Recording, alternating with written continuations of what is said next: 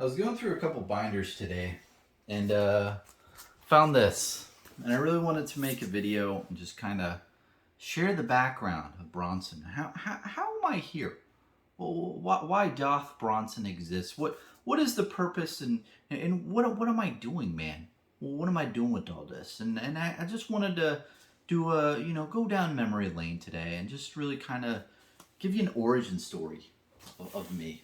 And I don't think I've done that thus far in this channel. And if you're interested in that, great.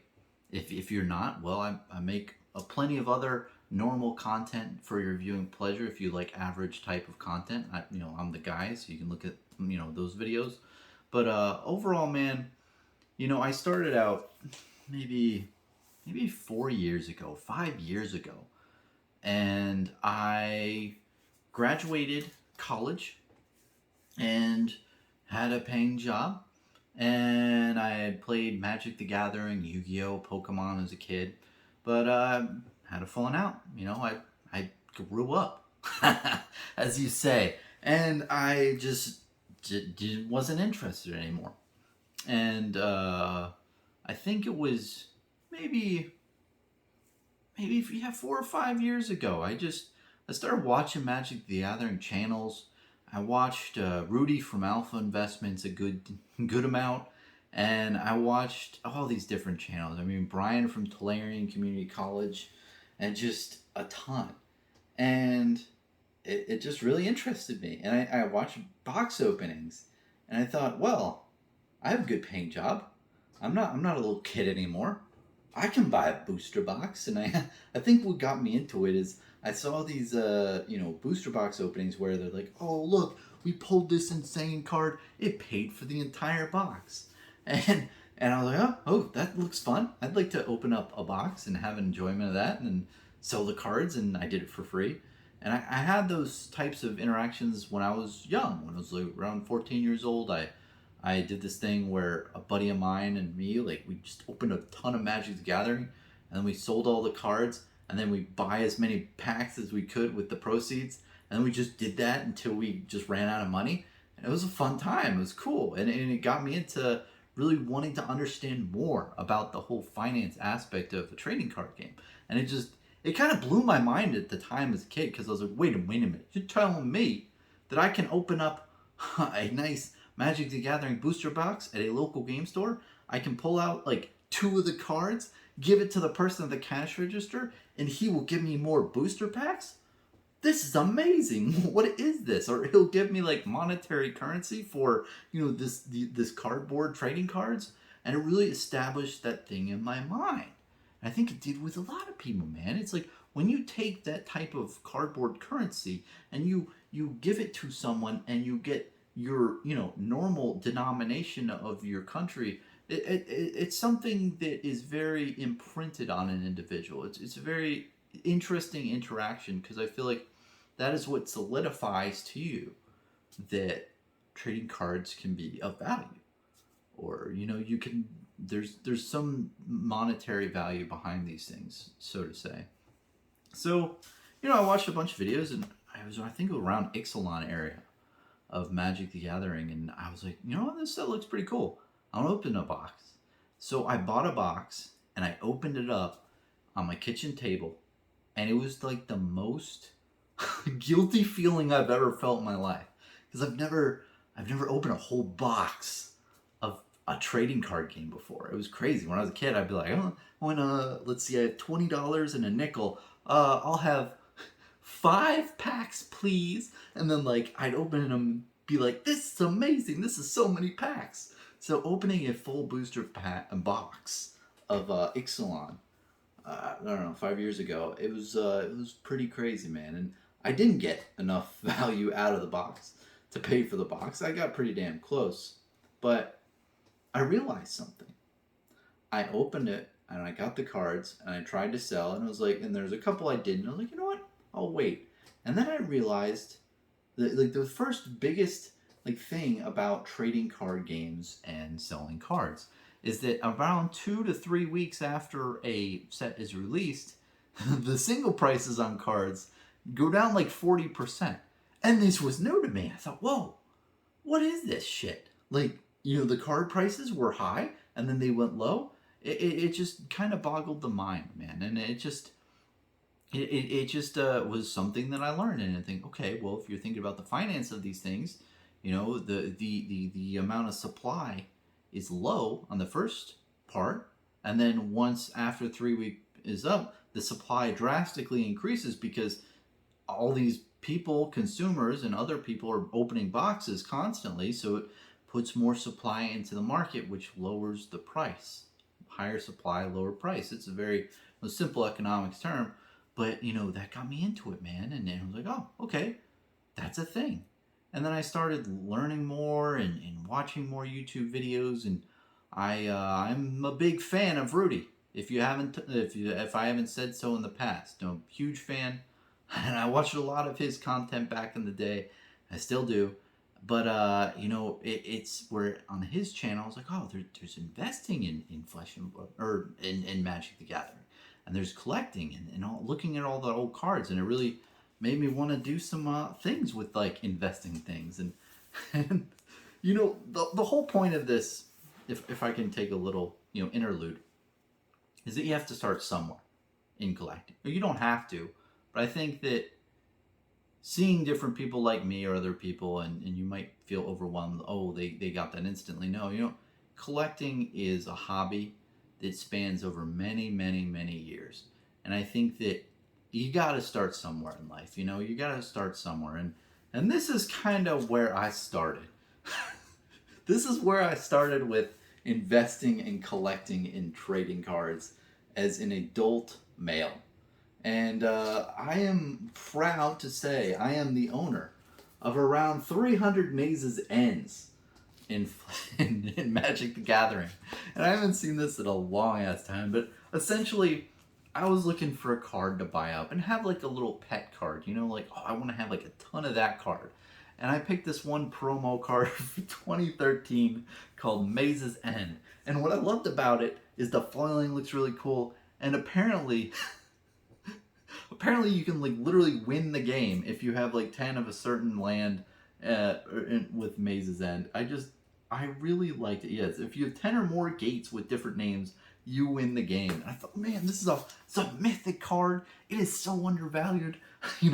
I think it's amazing. I'm gonna buy them all up for 75 cents and sell them for $1.50. I'm gonna make 100% profit. This shit is gonna be gold in like a year or so. And there's a lot of things in my mind that was going around, swirling around my little brain.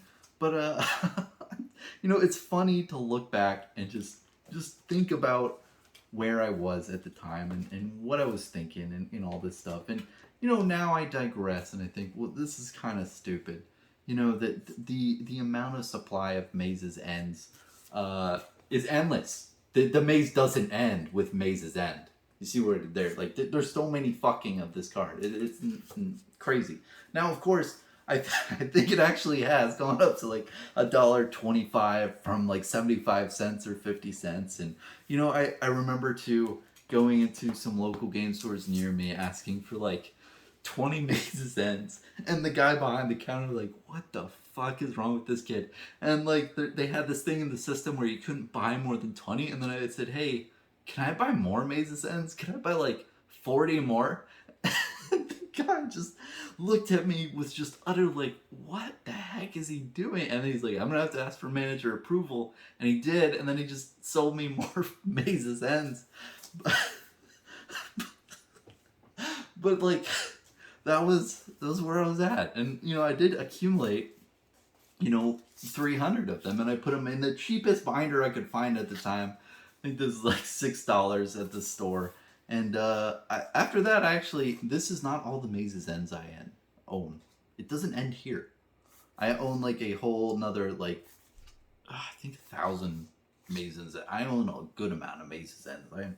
I'm very materially invested in Mazes Ends, but actually not materially invested because there's way too many of them to actually have a material influence in there. But overall, I thought it was a cool card. You could win the game. There were decks built around it that saw professional play, I think, but none really did too well, I think. I don't know. I'm not really an expert on that. I've invested in this card. But long story short, you got to start somewhere. You know, I started here. And then from this, it's like, oh, buying cards is fun. Why don't I put together complete sets? And I looked at all the sets of the cards, and I got into Fallen Empires, and I collected a full set of that. I collected a near complete set of Mirage, Revised, Homelands. You know, I went just set collecting after that. You know, this is what got me into it. But then I started set collecting, and then, you know, I did a bunch of other type of like reserve list, like, you know, crappy sub $1 reserve list card buys, and you know, a couple pet cards I had were like Apocalypse Chime and Bazaar of Wonder. It just some, you know, bullshit cards. But you know, that's where I went into too, and then I went into the like collector's edition, like International and CE. Those cards were very interesting and still are to this day. You know, good, interesting thing. And you know, I went a bunch of different ways where I collected the cards, but you know, nowhere in there did I ever really feel like I wanted to play the game. I just like the cards. I like collecting, and I still have those collections to this day. It's not like I divested Magic the Gathering whatsoever. You know, I purchased a bunch of cards. Will I divest in the future? You know, probably over time when I, you know, don't like some stuff. But the set collecting I like. You know, I like the complete sets. They're pretty cool. You know, I like having like a whole complete set of any like trading card game. But you know, over the year, you know, that lasted me probably like a year or two where I just collected Magic, and then right around the time of the whole Secret Lair Walking Dead, I don't have it back here still, but Secret Lair Walking Dead was a very interesting time in Magic the Gathering's history. There's a lot of just irritated people, to say it very kindly, and just people who were just very upset at the game. A lot of content creators, there's a lot of negativity. And I personally was scared about it. I was like, oh, well, why don't these people like what's going on? And I was kind of, I wasn't really smart enough to make my own understanding of what was going on and why it was good or why it was bad. It just seemed like people were down. And you know, one notable video that got me just questioning Magic the Gathering, if I wanted to collect it going forward, if I wanted to collect the new sets, was the professor, Tulare Community College, Brian. His video on Secret Lair The Walking Dead, I must have watched at least like maybe 6, 7, 8 times by now.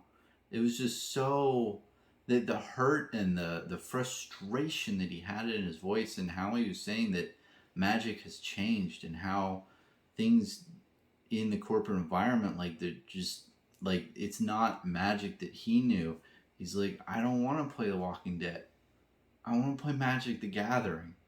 And if this is it, then I guess this is it. And it was just, it hit me in my heart of hearts. It was like, fuck, man. Like, if Brian is saying this, like, something must be wrong. And, you know, Rudy was saying a similar thing. And, you know, a lot of other content creators were saying the same thing. But Brian's video really hit me for some reason. It's very, very heartfelt, very just, because he was, up until that point, I think, he was making generally just really positive content for Magic.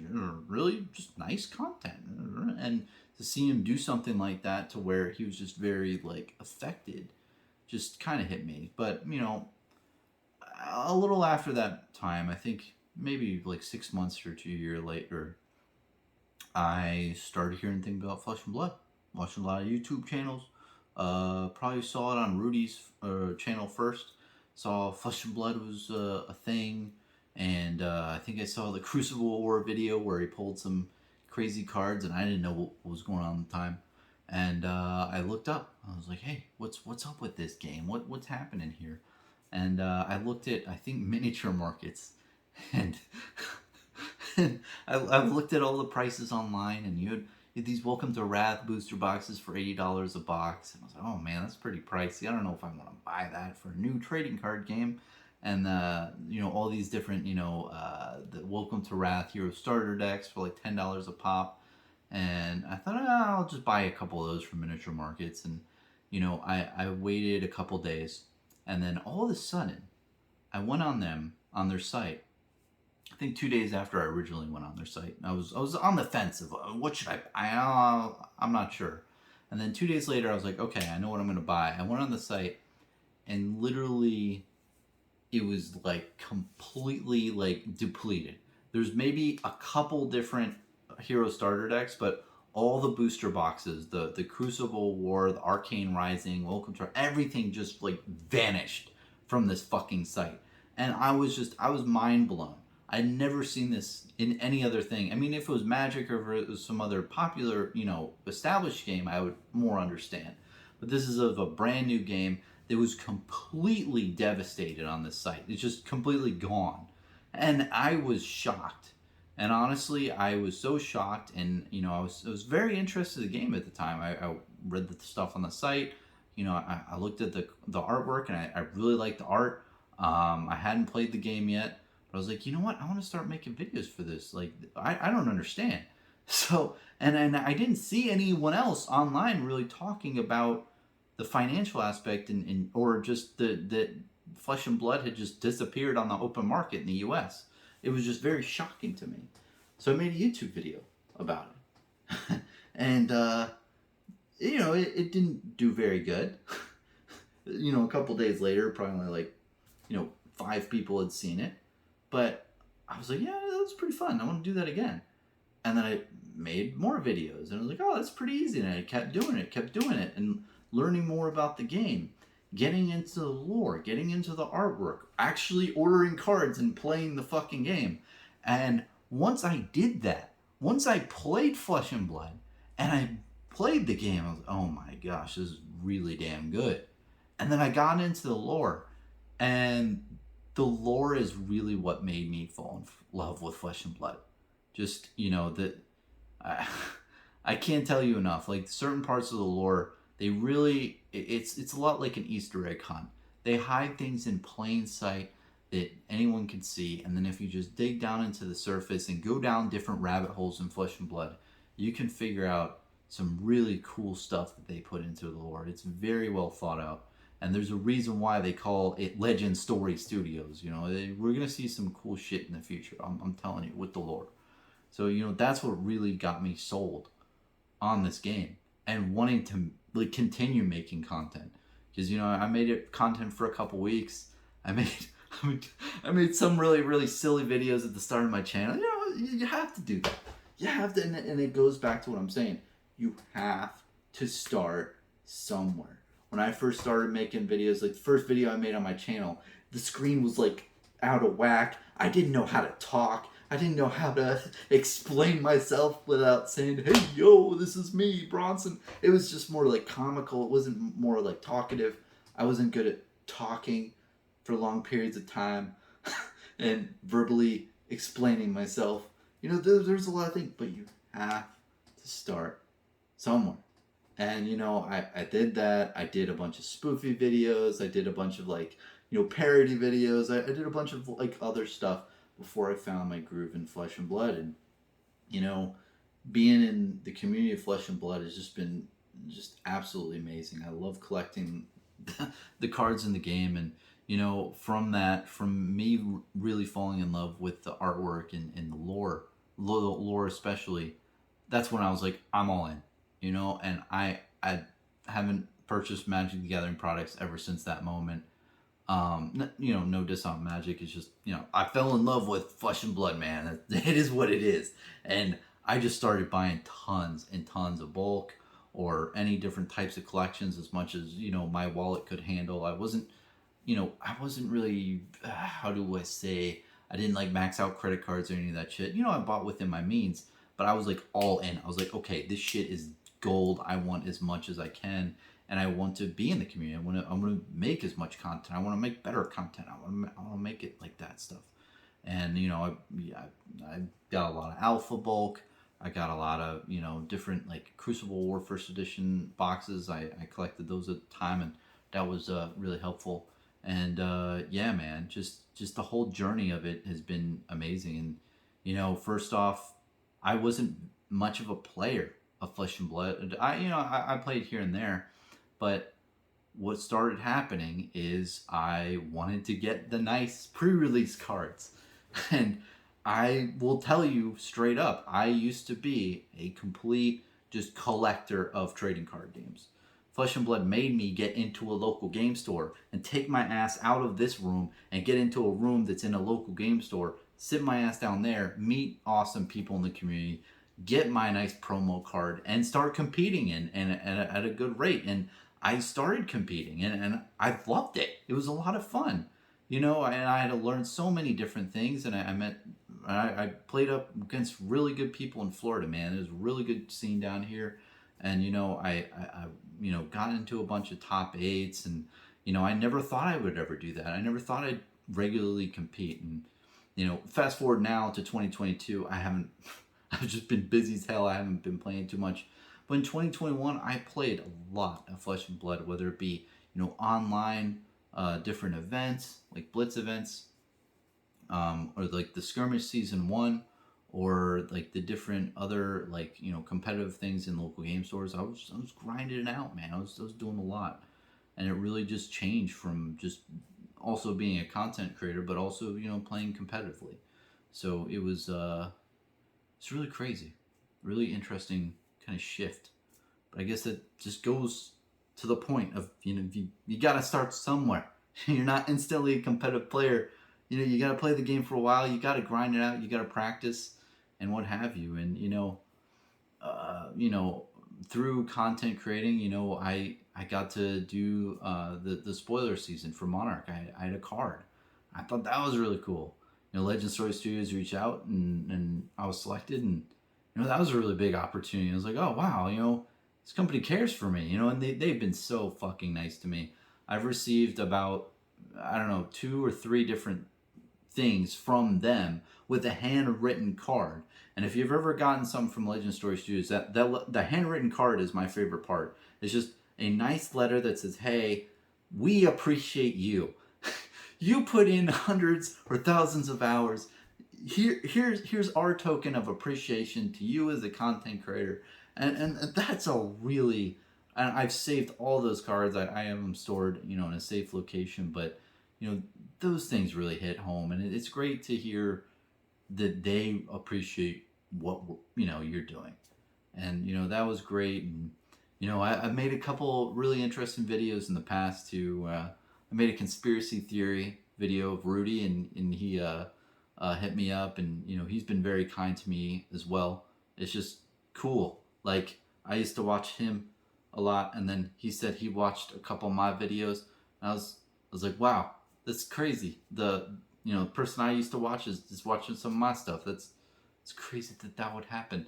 And I think that it just goes more down the lines of like, you can't just want stuff to like happen. It's stuff starts somewhere, and then you get better over time, and then you just you're finally at that with anything, man. That's kind of the whole theme here of all this. That's why I'm showing you this bullshit right here.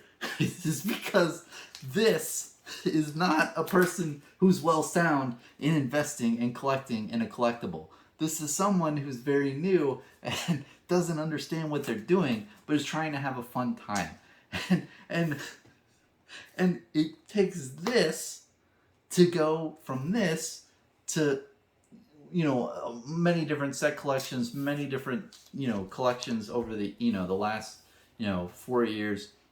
You got to start somewhere. Same with the YouTube channel, same with anything in life. And I just wanted to give you this origin story just to put it out there on the internet. I know that you might see me and think different things and like, where did this fucker come from? And it's kind of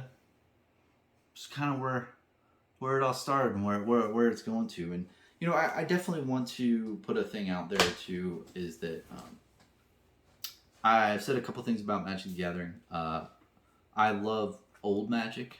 I just don't like how WotC is treating the game currently. I think a lot of people are on that boat.